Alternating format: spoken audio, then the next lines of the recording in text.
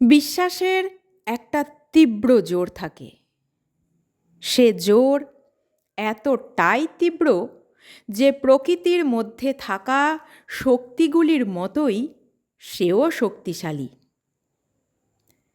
তুমি যদি বিশ্বাস কথাটাকে একটু ভালো করে দেখো, তবেই বুঝতে পারবে বিশ্বাস শব্দটির মধ্যে শ্বাস শব্দটি আছে, যেটার মানে আমাদের চলমান প্রাণবায়ু। তাই বিশ্বাসের জোর এতটাই যে আমাদের শরীরের প্রাণবায়ুর মতোই মনের প্রাণবায়ুকে, মননের জীবনী শক্তিকে ধরে রাখে সে। মনের সমগ্র অস্তিত্বের একটা সত্তা হয়ে ওঠে সে।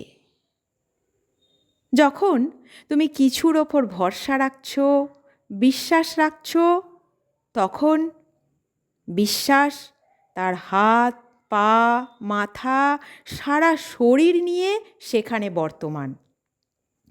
আর সে বর্তমান বলেই তুমি তোমার মনের মধ্যে এত জোর খুঁজে পাও, নিজের প্রতি আত্মনির্ভরশীলতা খুঁজে পাও। বলা যেতে পারে যে বিশ্বাস কথাটার অর্থ হলো বিশেষভাবে শ্বাস নেওয়া। তা মননের শ্বাস হতে পারে, তা তোমার অন্তরতম সত্তার শ্বাস হতে পারে। বৈজ্ঞানিক দৃষ্টিভঙ্গিতে বলা হয় যে পৃথিবী হলো একটা বিশাল চুম্বক। সেরকমই মানুষের মন হলো একটা চুম্বক বা ম্যাগনেট। আর মন নামক চুম্বকের চৌম্বক শক্তির নাম বিশ্বাস। এই শক্তির জোরে মানুষ তার জীবনের অনেক কিছুকেই তার নিজের কাছে টানে, নিজের জীবনের পথে টেনে আনে। আবার সেই বিশ্বাস নামক চৌম্বক শক্তি ভেঙে পড়লে মানুষও তখন অন্তর থেকে ভেঙে পড়ে। বিশ্বাস আর নির্ভরশীলতার মধ্যে একটা সূক্ষ্ম সম্পর্ক আছে। তোমার বিশ্বাস যেখানে তার সারা শরীর নিয়ে বর্তমান, তুমি সেখানে নির্ভরশীলতা রাখবে। তুমি আমাকে বিশ্বাস করো বলেই আমার ওপর নির্ভরশীল হবে। কিন্তু যেখানে বিশ্বাস নেই, সেখানে নির্ভরশীলতাও যেমন নেই, ভরসাও নেই। এই পৃথিবীতে মানুষ হিসেবে অন্য সকল কিছুর থেকে আমাদের বিশেষত্বর প্রমাণস্বরূপ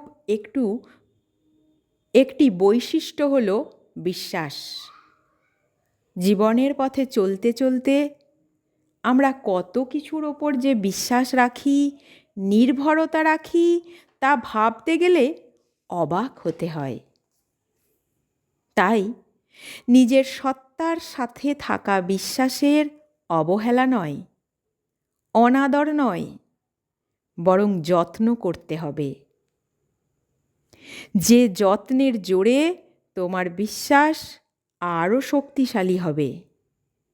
আর এই শক্তির জোরেই তো তুমি সাফল্যকে ছুঁতে পারবে।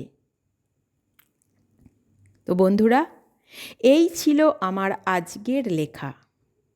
আজকের লেখা তোমাদের কেমন লাগলো একটু কমেন্ট করে জানিও। আর ভালো লেগে থাকলে লাইক শেয়ার করতে ভুলো না কিন্তু।